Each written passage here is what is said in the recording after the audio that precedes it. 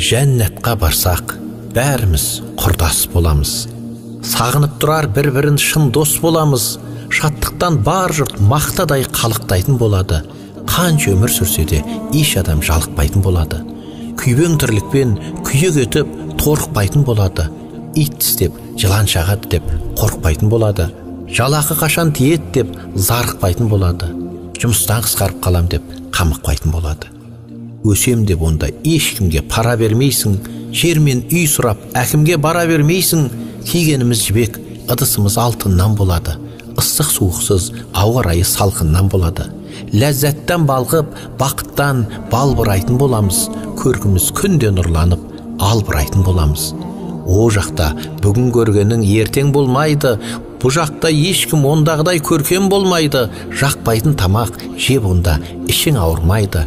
Халуадан асап жесең де тісің ауырмайды. Мың жүзім дәмі бір-біріне ұқсамайтын болады. Мезетіп адамдар бір-бірін қыстамайтын болады. Жан ұяның ойлап жағдайын жасып жүрмейсің. Қарызданып қалып біреуге қашып жүрмейсің.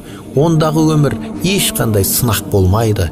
Не істедің, неге өйттің деп сұрақ қалмайды. Ондағы шаттық жалауы құлап қалмайды. Шайтан жоқ онда, бөгдәйел ұнап қалмайды. Бұлақтар, көлдер, өзендер шырын бал болады. Бұлбұлдар әні сүйкімді шырылдар болады. Әйелің сені әр қыздан қызғанбайтын болады. Кешіксең қайда болдың деп сызданбайтын болады. Құштарлық толы кеуделер күмбірлейтін болады. Іштарлық жайлы адамдар дым білмейтін болады.